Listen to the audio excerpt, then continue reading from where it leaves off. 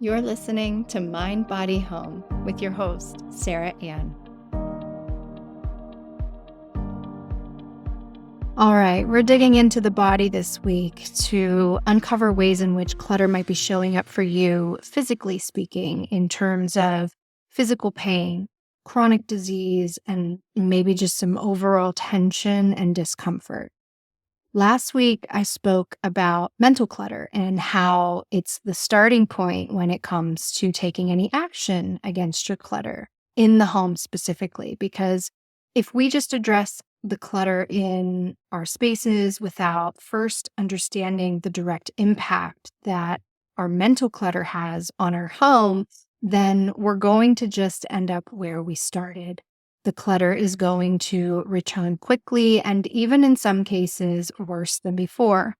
So before you start boxing things up for donation or just pitching items into the trash, it's really important to pay attention to the thoughts and maybe even the fears that come up as you start thinking about your connection to those particular items or groups of items. As a reminder, I'm going to be hosting a Connect with Your Clutter workshop on April 3rd. The link to sign up is in the show notes. This will get you on my email list. That way you're notified of workshop details as they finalize. I should have more information soon regarding the logistics and what to expect sometime in the next few weeks. If you're interested in learning more about your relationship to your things, please come to this workshop. Even if you consider yourself a very tidy or organized person, there is something for you as well. I personally consider myself highly organized, but I can tell you that I've learned so much about myself through this work, and I still come into awareness, a deeper awareness around my relationship to things in my home or my life, why it's important to me to keep a tidy home, and to notice when I'm being too rigid about it, right? Because there's two ends of the spectrum always, and it's about coming back to a more balanced state. When our homes feel as though they are in a state of balance, we start to project that out into our lives as well. I mentioned last week that our home is an energy field of ourselves. It holds the energy of our thoughts, our emotions, and also our preferences. The things we hold dear, the things that contribute or block our desires and lifestyle aspirations can be found inside our home. And the body is also an energy field. It holds all of those things as well in the form of physical clutter. As I mentioned, pain, illness, disease, etc., the energy field that is of the body is known as the chakra system. I want to bring attention to the chakras because when we start working with our clutter at this level, we're not working on the surface level. We're not working with the superficial. We're not working with what we see with our eyes, at least at first. We're working on that energetic part, and that is the chakra system. This is what is unseen, the unconscious parts of ourselves, our mind, our spaces. So I never want to assume that people already know about things like the chakras. So I will first briefly touch on what the chakras are, but then also go deeper into how they might be affecting our space or how they are connected to our living environments. So the chakras are our invisible energy centers. They're in the body and around us. We have 8 main chakras, but there are many more. Some say up to 144. And please know, I do not claim to be an expert on the chakra system. Some of what I'm going to share, though, came from the work of psychotherapist and Feng Shui expert Nancy Santo Pietro, who created a system or a modality that she titled therapeutic Feng Shui. And she was finding parallels in her work between her Feng Shui clients and her psychotherapy patients, and that their healing was accelerated when she combined her knowledge of the chakra system and her knowledge of Feng Shui. And it was as if she integrated this internal and external in a way that was offering much greater results.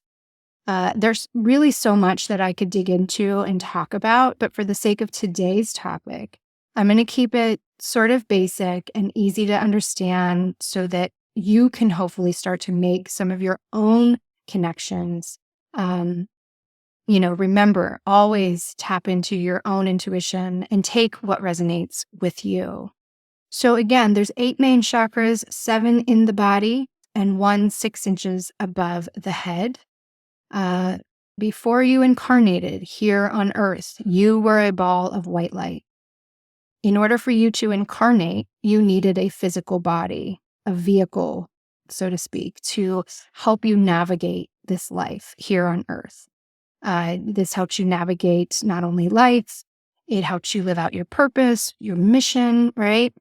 So you, as the white light, enters into the density of a physical body, and the white light then breaks down into the 7 colors of the visible light spectrum, or the colors of the rainbow. So we can all appreciate how light entering a prism works, right? So these colors of the rainbow, they now associate themselves to the newly restructured energy pockets that we call the chakras. Not only do the chakras have a color, they also oversee different aspects of our life while we are here incarnate and fulfilling our soul's purpose. That's a really basic origin story to hopefully provide you with some context around what the chakras are. But to get more specific, they hold information, they hold keys to unlocking life events, big emotions, things that we stored away at earlier times in life, like childhood, and sometimes even from previous lives, right? Things, events, regrets, missions that go unhealed or unprocessed in a lifetime get stored in the chakra system. And they really stay there until we fulfill that purpose or we transcend any hurts, lessons, and traumas. And it's good to know that you're going to keep reliving some of the same themes till you bring what is ready to be healed to the surface. And by bringing them to the surface, I really mean making the unconscious conscious. Because until we do that, transformation cannot happen. So chakras are like a conduit. Every manifestation you've ever experienced or that you desire needs to pass through your chakra system, because the chakras are what turns our thoughts to things, right? They act as the go-between of spirit and space, between thought or idea and the physical manifestation. Remember, we said that your environment is an energetic field, an extension of your personal energetic field. So imagine you standing in your home, emitting energy from your chakra system, and that energy is extending outward into your physical environment, your home. So here's me inside my home. There is literally an unseen energy field leaving my body and imprinting itself onto and around my physical environment. Our human bodies, because they house our chakra system, are energy emitters. So what does the chakra system have to do with clutter, specifically physical or body clutter? Again, clutter of the body shows up in the form of pain, illness, disease, tension. Because the chakra system oversees certain areas of the body, like organs, functions, emotional and physiological issues, when we are experiencing physical clutter in any of those forms, we can safely assume that there's a corresponding chakra that is in need of attention. Our intuition speaks to us through the chakra system, whether it's blocked, underactive, overactive, not functioning properly. When we tune in to our chakra system, we also tune in to intuitive guidance. Western medicine has taught us to mask the issue of pain and illness and disease with medication, which treats only the symptom. And unfortunately, we are at a point in society where we have to take ownership and responsibility of our own issues. And we can do that by addressing those unseen energetics behind our pain. This is getting to the root cause of our physical clutter. So how do we start to address our physical clutter, our pain, our health concerns? Well, first we have to create space in our lives. I talk about this so much, and it will forever and always be my first suggestion to you. That is creating more spaciousness in your life, in your home. Common excuses are there's not enough time, there's too much to do, I don't have room in my home that I can escape to. And that is because we have cluttered our lives with stuff, right? There's too much on the calendar, too much on our plate, too many things to clean and put away. But creating space is the first step. Create sacred space in your home. Sacred space to get away and find a moment of peace and quiet, a moment to check in. I did an episode on creating sacred space a few weeks back, so go ahead and listen to that for more ways you can incorporate that. Once we've created some space to get clear, we can use some of the tools I spoke about in last week's episode on mental clutter. Your mind is so full of tasks and to-do lists, and your eyes are visually exhausted at just looking around your home at all the things you need to get done or projects you want to tackle. In addition to that, you have work commitments, you have kids' activities, sports, social activities. But when our minds are cluttered, we don't have the capacity to hear our intuition or sense our chakra system. We feel the physical sensations. We might get headaches. There's tension in our neck, lower back, or hip pain, the gut issues that keep nagging us. We experience them and usually complain about them, and maybe even mask them with popping an ibuprofen or, masking it with alcohol. Where are you focusing your mental energy? I suggest to get the to-do list out of your mind. Ask yourself what you're tired of dealing with. Where are you not focusing your attention? We already know what we're not addressing. We already have an intuitive sense about what we need to take care of, but we choose to ignore it. We just push it aside, right? But what we don't address is going to continue to nag us until we do. So when we create space for our mental thoughts, when we create space within our homes and make more time, we allow ourselves to feel. And once we learn how to feel, we can heal. And it's so beautiful. In fact, it reminds me of the Barbie movie, without spoiling it if you haven't seen it. But Barbie says something like, I want to feel. And once she says that and, gives herself the permission to feel, she experiences in her mind all these images of life and play and emotion and freedom, and she loved it. It was as if she was able to feel and move with life rather than her life as a doll where everything was a certain way and in a certain order, and you didn't go outside of the box. You don't give yourself permission to get off the hamster wheel. But when you allow yourself to feel, you give yourself the freedom to heal and experience life as it's meant for you without all the distractions, without all the clutter. So getting back to body clutter in the form of pain or illness, the chakra energy system houses a lot of the information around how to heal any ailments. And again, your chakra system is like your intuition. It's your direct line of communication to source or the superconscious, God, the universe, however you choose to connect to that higher source of wisdom. And I also mentioned that the chakra system is associated to some color on the light spectrum or the rainbow. And so does the energy map of your home. So the color systems of the home and the color systems of the chakras as energetic components of that higher source are in constant communication with each other. And I just reference Nancy's work on this. She was seeing those parallels between both systems, the chakras and the home energy map, which is also known as the Feng Shui Bagua map. And she started applying color theory to treat her patients of chronic illness and disease and was seeing accelerated results in healing when doing this.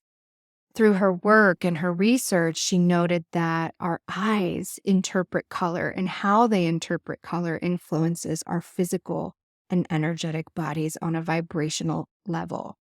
There are many forms of color therapy, and so this isn't necessarily new information, but I wanted to dive in a little deeper from the mind, body, home perspective. And I'm going to share a little bit more about this in the live workshop in April. When I help clients work through a particular issue or a block in their life, for example, let's say maybe they want to hit a certain financial goal in their business, or they want to get out of debt, but they're really struggling in that area.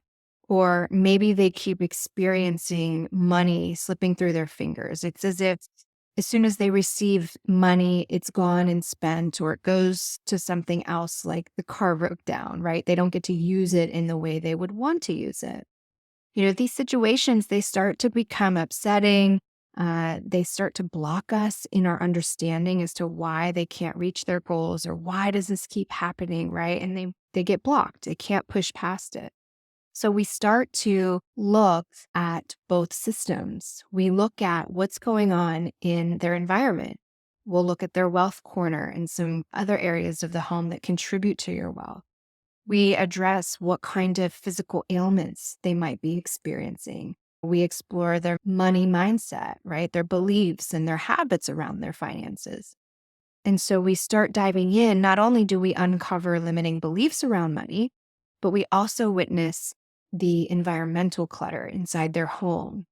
Maybe they also have some chronic hip pain, or some sort of ongoing pelvic issues, or troubles conceiving.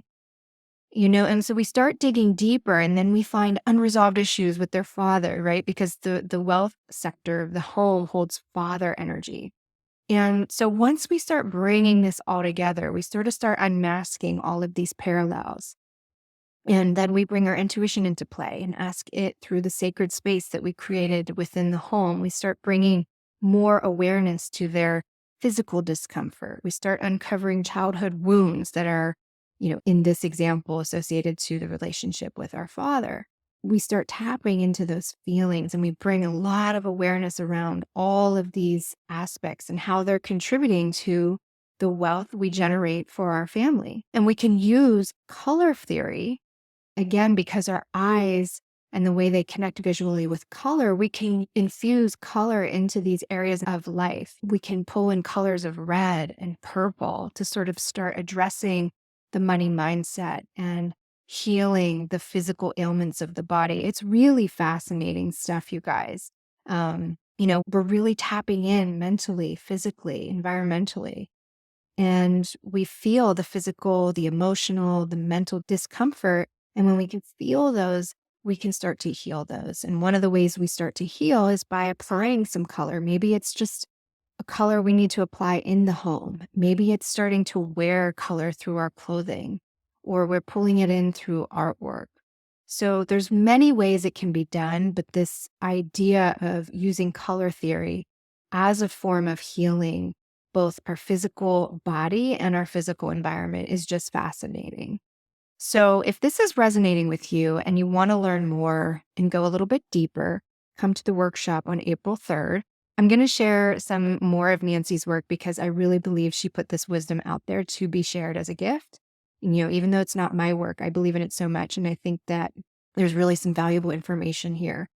The link to sign up for the workshop is in the show notes. Once you sign up, look for an email from me in a couple of weeks that will have more details as far as exact dates and times, things like that.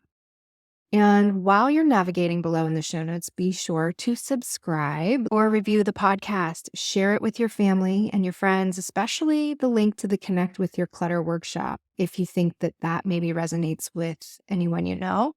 I'm seeing more traffic on the podcast, which is amazing, specifically on YouTube. So if you like being there on that platform, you can also subscribe to the Mind Body Home podcast on there. My summer project this year is to get a little bit more active on YouTube. It seems so far to be a good fit for my content. So I'm actually hoping that my kids will sort of help me out a little bit, which is why I'm making it my summer project while they're at home for the summer. My daughter she's young, but she's sort of this YouTube pro. So I think she can give me some good guidance there. And that's it for today. Next week will be part 3 of the decluttering series. I'm going to address clutter in our homes, our physical environment. We've already addressed the mental clutter. Today, in part 2, we addressed body clutter. So if you missed the one previous, be sure to go back and take a listen. Lastly, check out my website. I did a little cleaning up around my services. I'm no longer offering Feng Shui exclusively. Feng Shui is really just one tool that I can use to sort of help you on your journey. So I guess I'm officially coming out of the coaching closet and I'm offering what I'm calling Mind Body Home alignment. It's everything I talk about here on the podcast and much more. Right now, it is one-on-one coaching, but I do hope to have some plans later this year to build a community or some sort of group offering. So definitely stay tuned for more on that. If a mind, body, home alignment session sounds like something you're interested in, you can book a 1-hour clarity call to see if we're a good fit. You can save $30 on that session with the code podcast. I typically charge $59 for this initial session. Your session can be used to get some clarity, maybe release some of that mental clutter with me as your sounding board. My goal is to really just listen and offer some intuitive guidance as it comes during our session. So this can be a really powerful beginning to get you moving in the right direction. So be sure to check out all of that on the website. Again, if you love this content and want to stay connected and be notified of all the things I have coming, go ahead and sign up for the workshop. That will put you on my email list. And if you can't make it live, that's okay. The workshop will be recorded and I will be sharing the replay. Until next week, I'm sending you so much love and gratitude. Thank you so much for listening. This episode is brought to you by Jade Scott Design. Jade Scott Design houses a collection of services, products, and content that are aimed to support mind, body, and home. If you're interested in exploring your relationship to home on a deeper level, be sure to check out our website. Offerings include our signature elemental interiors decorating services, as well as mind, body, home alignment sessions. In addition, be sure to also take a look at our home decor line, Shop Elemental. All of this and information on the Mind, Body, Home podcast can be found at jadescottdesign.com.